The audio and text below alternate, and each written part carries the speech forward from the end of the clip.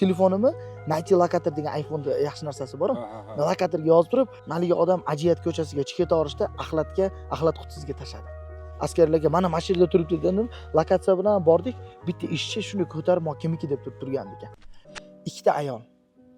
Bittasi qanday ekan Madinaga kelib vafot etgan, bittasi Madinaga kelgandan keyin vafot etgan. Ikkalasini ham Alloh nasib qilib, bilasiz, o'zi payg'ambarimiz alayhisalom ham aytgan, agar qo'lingizdan kelsa Madinada vafot etinglar degan. Chunki qo'lingizdan kelsa degandan murod bu yerda insonni qo'lida emas ekan, qayerda o'lishiga. Mayda o'laman deya olmayman ekanda. Alloh qayerda rizqimni kessa, o'sha yerda o'laman ekan. Agar qo'lingizdan kelsa, chunki eng yaxshi yer Madina. Eng yaxshi. Va qiyomat kuni birinchi tiriladigan ham payg'ambarimiz bo'lsa, demak Madinadagi aholi birinchi tiriladi deganida. Keyin payg'ambarimizga qo'shni bo'lib yotasiz. Bo'ldi, shu barzaq hayoti, doimiy hayotda payg'ambarimizga qo'shni bo'lib o'tasiz. Shunda bizda endi ishimizda qarang aka, dokumentni oson qilib turib boshqa yerlarga ko'msak bo'lardi-da. Lekin Robbimiz ularga ham nasib qilgan ekan, bizni sababchi qilgan ekan. Biz u paytda ishlaganimizda viza bilan ishlardik.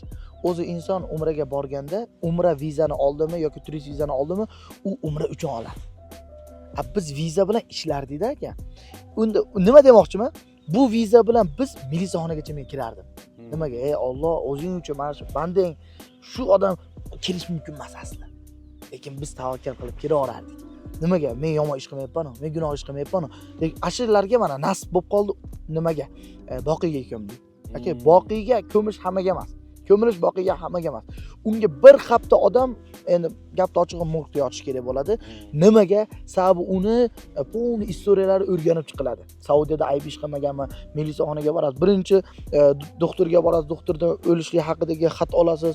Undan keyin uni morgga jo'natasiz. Morgdan keyin milisaxona, xullas bir xat vaqt ketadi. Eng kami 5 kun ketadi-da. Eng tez ish qilganingiz 5 kunda Alloh nasib qilib qolib mana baqiga ikkita ko'mganmiz. Shunaqa holatlar bo'ladi. Eng chiroyli xotima bu albatta baqiga ko'milish. Men o'zim ham duo qilaman va birodarlarimga ham duo qilamanki, o'sha Makka ham yaxshi, Makka zo'r, ammo Madina Rasulning shahri. O'sha yerda qani endi jonimiz taslim qilib qolsak, eng zo'r. Baribir aka mana narsa bugun yo erta. Bugun yo erta bo'ldi. Vafot etamiz. Bu boshqa iloji yo'q.